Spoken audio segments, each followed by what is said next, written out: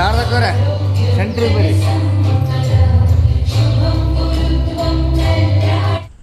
ರಾಷ್ಟ್ರವನ್ನು ಮಾದಕ ವಸ್ತು ಮುಕ್ತವಾಗಿಸುವ ಉದ್ದೇಶದಿಂದ ರಾಯಚೂರಿನಲ್ಲಿ ಮಾದಕ ವಸ್ತು ಮುಕ್ತ ಪ್ರತಿಜ್ಞೆ ಮಹಾ ಅಭಿಯಾನಕ್ಕೆ ಚಾಲನೆ ನೀಡಲಾಯಿತು. ವಿವಿಧ ಇಲಾಖೆಗಳ ಅಧಿಕಾರಿಗಳು, ವೈದ್ಯರು, ಶಿಕ್ಷಣ ತಜ್ಞರು ಹಾಗೂ ಸಾರ್ವಜನಿಕರು ಅಭಿಯಾನದಲ್ಲಿ ಪಾಲ್ಗೊಂಡು ಮಾದಕ ವಸ್ತು ಮುಕ್ತ ಜೀವನದ ಸಂಕಲ್ಪ ಮಾಡಿದರು. ನಗರದಲ್ಲಿ ನಡೆದ ಕಾರ್ಯಕ್ರಮವನ್ನು ಜಿಲ್ಲಾ ಆರೋಗ್ಯ ಅಧಿಕಾರಿ ಡಾಕ್ಟರ್ ನಂದಿತಾ ಉದ್ಘಾಟಿಸಿದರು. ಈ ವೇಳೆ ಮಾತನಾಡಿದ ಡಿಎಚ್ಒ ಡಾಕ್ಟರ್ ನಂದಿತಾ, ಮಾದಕ ವಸ್ತು ವ್ಯಸನ ತಡೆಗೆ ಕೇವಲ ಕಾನೂನು ಜಾರಿ ಸಾಕಾಗುವುದಿಲ್ಲ, ಕುಟುಂಬ, ಶಿಕ್ಷಣ ಸಂಸ್ಥೆಗಳು ಮತ್ತು ಸಮಾಜ ಒಗ್ಗಟ್ಟಿನಿಂದ ಜಾಗೃತಿ ಮೂಡಿಸುವುದಾಗಿ ಮಾತ್ರ ಆರೋಗ್ಯಕರ ಹಾಗೂ ವ್ಯಸನ ಮುಕ್ತ ಸಮಾಜ ನಿರ್ಮಾಣ ಸಾಧ್ಯ ಎಂದು ತಿಳಿಸಿದರು. ಬ್ರಹ್ಮ ಕುಮಾರೀಸ್ ಸಂಸ್ಥೆಯ ಪ್ರತಿನಿಧಿಗಳು, ಭಾರತ ಸರ್ಕಾರದ ವಿವಿಧ ಸಚಿವಾಲಯಗಳ ಸಹಯೋಗದಲ್ಲಿ ದೇಶಾದ್ಯಂತ ಈಗಾಗಲೇ 30,000ಕ್ಕೂ ಹೆಚ್ಚು ಜಾಗೃತಿ ಕಾರ್ಯಕ್ರಮಗಳು, 4 ಕೋಟಿಗೂ ಅಧಿಕ ಜನರಿಗೆ ಜಾಗೃತಿ ಸಂದೇಶ ಹಾಗೂ 3 ಕೋಟಿಗೂ ಹೆಚ್ಚು ನಾಗರಿಕರಿಂದ ಮಾದಕ ವಸ್ತು ಮುಕ್ತ ಪ್ರತಿಜ್ಞೆ ಸ್ವೀಕರಿಸಲಾಗಿದೆ ಎಂದು ಮಾಹಿತಿ ನೀಡಿದರು.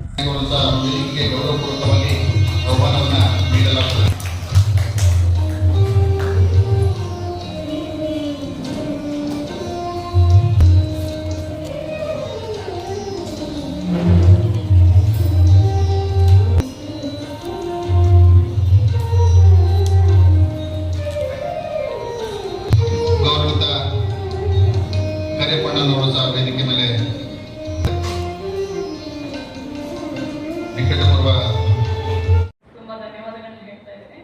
ಸೊ ಇದು ನಶಾ ಮುಕ್ತ ಕಾರ್ಯಕ್ರಮ ಏನಿದೆ,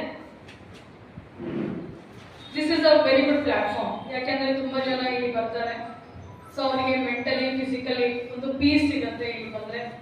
ಸೊ ಇದರಲ್ಲಿ ಅಕ್ಕನವ್ರು ಹೇಳಿದಾಗೆ ನಾವು ನಶಾ ಮಾಡ್ತಿದೀವಾ ಇಲ್ಲ ಅದು ಮುಖ್ಯ ಅಲ್ಲ, ಯಾರು ಮಾಡ್ತಾ ಇದ್ದಾರೆ ಅವ್ರ ಹತ್ರ ನಾವು ಮಾತಾಡ್ತೀವಿ. ಇಲ್ಲಿ ಪ್ರಾಬ್ಲಮ್ ಯಾಕೆ ಬರ್ತಾ ಇದೆ, ಇತ್ತೀಚೆಗೆ ಯಾರು ಒಬ್ರಿಗೊಬ್ರು ಮಾತಾಡ್ತಾ ಇಲ್ಲ. ನಾವು ಮನೆಯಲ್ಲಿದ್ರು ಹೆಂಡತಿ ಒಂದು ಮೊಬೈಲು, ಗಂಡ ಒಂದು ಮೊಬೈಲು, ಮಕ್ಕಳು ಒಂದು ಮೊಬೈಲ್ ಅಲ್ಲಿ ಇರ್ತಾ ಇದ್ದಾರೆ. ಸೊ ಎಲ್ಲರೂ ಡಿಜಿಟಲ್ ವರ್ಲ್ಡ್ ಅಲ್ಲಿ ತುಂಬಾ ನಾವು ವಿಲೀನವಾಗಿದ್ದೀವಿ. ಸೊ ಹಾಗಾಗಿ ಯಾರಿಗೂ ಒಬ್ರಿಗೊಬ್ರಿಗೂ ಮಾತಾಡ್ತಾ ಇಲ್ಲ. ಸೊ ನಾವು ನಮ್ಮಲ್ಲಿ ಇರುವಂತ ಒಂದು ಮೆಂಟಲ್ ಸ್ಟ್ರೆಸ್ ಅನ್ನ ಯಾವ ತರ ಹೊರಗಡೆ ತರ್ತೇವೆ. ಸೊ ಆ ಸ್ಟ್ರೆಸ್ ಹೋಗ್ಲಿಕ್ಕೆ ಏನಾಗುತ್ತೆ, ಯುವ ಜನರು ಇತ್ತೀಚೆಗೆ ಯಾವುದೋ ಒಂದು ಅವ್ರ ಸ್ಟಡೀಸ್ ಅಲ್ಲಿ ಅವ್ರ ಏಜ್ ಅನುಗುಣವಾಗಿ ಅವ್ರವ್ರ ತಕ್ಕಂತ ಒಂದು ಸ್ಟ್ರೆಸ್ ಇರುತ್ತೆ. ಆ ಮಕ್ಕಳಿಗಾಗ್ಲಿ, ಯುವಕರಲ್ಲಾಗ್ಲಿ, ಅಥವಾ ವರ್ಕ್ ರಿಲೇಟೆಡ್ ಸ್ಟ್ರೆಸ್ ಇರುತ್ತೆ.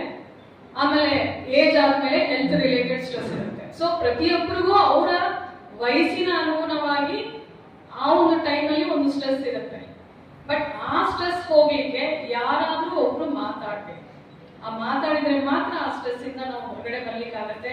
ಇಲ್ಲ ಅಂದ್ರೆ ಈ ತರ ನಾವು ಒಂದು ಬೇರೆ ಬೇರೆ ನಶೆಗಳಿಗೆ ನಮಗೆ ಒಂದು ರೂಢಿ ಆಗುತ್ತೆ. ಯುವಕರಲ್ಲಿ ಎಸ್ಪೆಷಲಿ ಈಗ ಏನಾಗಿದೆ, ಶಾಲೆಗಳಲ್ಲಿ ನಾವು ಬಹಳಷ್ಟು ಕಡೆ ನೋಡಿದ್ವಿ, ಚಾಕ್ಲೇಟ್ ಅಲ್ಲಿ ಗಾಂಜಾ ಮಿಕ್ಸ್ ಮಾಡಿ ಕೊಡ್ತಾರೆ. ಸೊ ಇಲ್ಲೆಲ್ಲ ನಮ್ಗೆ ಏನಾಗಿದೆ, ನಮ್ಮ ಹೊರಗಡೆ ವಲಯಲ್ಲಿ ತುಂಬಾ ತಂಬಾಕುಗಳನ್ನ ಬಿಡ್ತಾರೆ. ಸೊ ಅದೆಲ್ಲ ಏನಾಗುತ್ತೆ, ಗಾಂಜಾ, ತಂಬಾಕು ಎಲ್ಲ ಚಾಕ್ಲೇಟ್ ಗಳಲ್ಲಿ ಮಿಕ್ಸ್ ಮಾಡಿ ಕೊಡ್ತಾರೆ. ಸೊ ಈ ಅಡೋಲೆಸೆಂಟ್ ಏಜ್, ಯೂತ್ ಏಜ್ ಹೆಂಗಿರುತ್ತೆ ಅಂದ್ರೆ ತುಂಬಾ ಚಂಚಲ, ಅವ್ರಿಗೆ ಗೊತ್ತಿಲ್ಲ ಪಾಪ ಯಾವುದು ಕರೆಕ್ಟ್ ಯಾವುದು ಅಲ್ಲ ಅಂತ ಗೊತ್ತಿಲ್ಲ.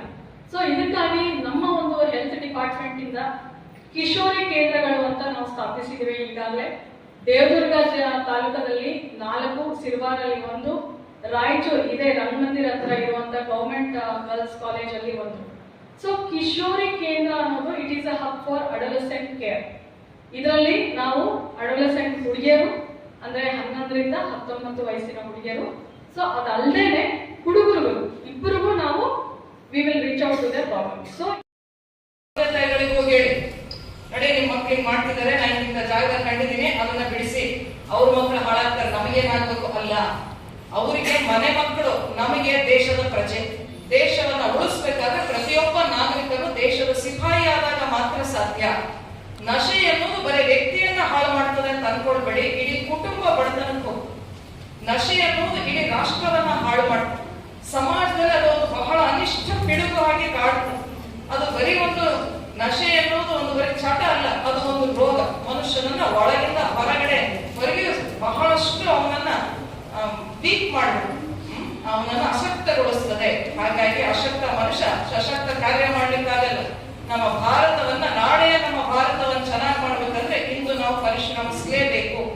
ಹಾಗಾಗಿ ಮೋದಿಜಿಯವರು ಸಹಿತ ಅದನ್ನ ಹೇಳಿದರೆ, ನಾವು ಸಹಿತ ಅವಶ್ಯಕವಾಗಿ ಪ್ರಯತ್ನ ಪಡೋಣ ಅಂತ ಹೇಳ್ತಾ ಈ ಕಾರ್ಯಕ್ರಮವನ್ನ ವೇದಿಕೆಗೆ ಅತಿಥಿಗಳನ್ನು ಕರೆಯೋದ್ರ ಮುಖಾಂತರ ಕಾರ್ಯಕ್ರಮ